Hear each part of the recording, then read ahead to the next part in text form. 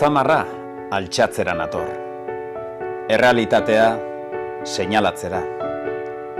Ahoskatzea ere zail egiten zaidan gartzeletako min hori ikusgarri egin eta salatzera.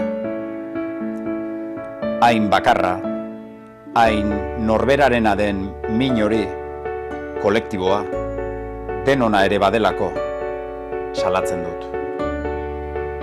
Euskal presoen eta haien gertukoen giza eskubideak urratzen dituzten aldiro, etorkizuna preso hartzen digutelako salatzen dut.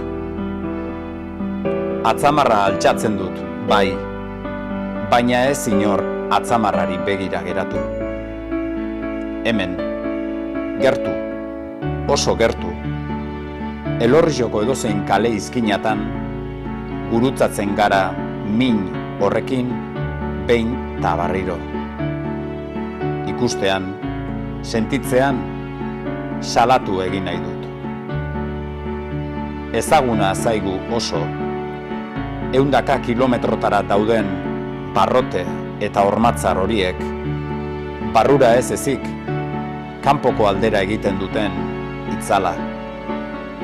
Eta atzamar erakusle honekin salatzen dut. Gartzeletan egunero hiltzen dira giza eskubideak. Biharamunean berreskuratu ahal balira bezala. Eta nik zurekin salatzen dut.